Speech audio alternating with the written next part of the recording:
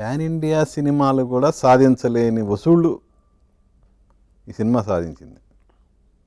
సంక్రాంతికి వస్తున్నాం అనేది అంటే సబ్జెక్టు మన లోకల్ సబ్జెక్ట్ అయినా కూడా దానికి ఒక హద్దులు లేని కలెక్షన్స్ వస్తాయి అనేది ఈ సినిమాతో నిరూపితమైంది కదా. కానీ మన వాళ్ళు అంటే నేను జనరలైజ్ చేసి అడుగుతున్నా, ఓ అద్భుతంగా అసలు ఏదో విఎఫ్ఎక్స్తో అద్భుతాలు చేయాలి అనే రేంజ్లో ఆలోచించి అసలు మన మూలాలు మర్చిపోతున్నారేమో అనిపిస్తుంది నాకు. మీరేమంటారు?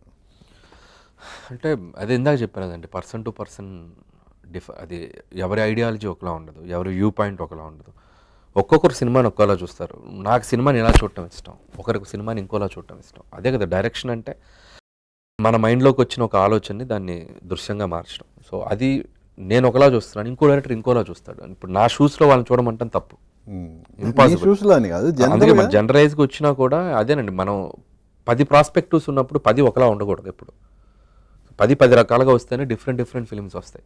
అందరూ ఇలా రూటెడ్గా, అందరూ ఇలా ఫ్యామిలీ ఫిల్మ్స్, నేను అంటే అందరూ ఇట్లా చేస్తే అన్నీ అయ్యే ఫిల్మ్స్ వస్తాయి కదండి. ఎవరో ఒకరు డిఫరెంట్గా ట్రై చేస్తుండాలనేది నా ఫీలింగ్. సో అది నేను డిప్లొమాటిక్గా చెప్పారండి. మిగతా వాళ్ళు అలా చేస్తే మీరు ఇలా చేసినప్పుడు నేను అంత సెల్ఫిష్ కాదు కానీ చేయమనే చెప్తాను. నేను హ్యాపీ, ప్రతి హీరో మన స్టార్స్ అందరూ వచ్చి ఎవరి ఇయర్ ఒక రీజనల్ ఫిల్మ్ చేస్తే ఇంకా సూపర్. మన ఇండస్ట్రీ ఇప్పుడు చాలా క్రైసిస్లో ఉంది. నేను చాలా చోట్ల అదే చెప్తున్నాను.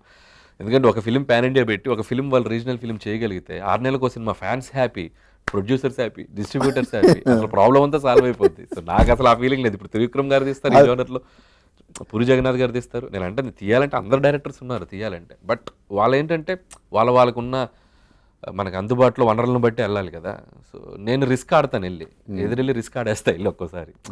సో కాబట్టి అది అందరూ చేయమని చెప్పడం కూడా కరెక్ట్ కాదేమో అనిపిస్తుంది నాకు. అంటే ఎందుకంటే ఏ ఒక్కరు ఒకలా ఆడలేరు, ఏ ఒక్కరు ఒకలా తీయలేరు.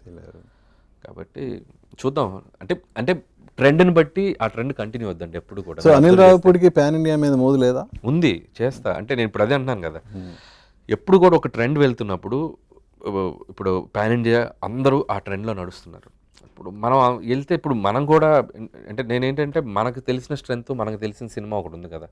సో దాని మీద ఫోకస్ ఉంది నాకు ఇప్పుడు. డెఫినెట్గా ఫ్యూచర్లో చేస్తానేమో, నాకు ఇప్పటికైతే ప్లాన్ లేదు, ఫ్యూచర్ చేస్తానేమో తెలియదు.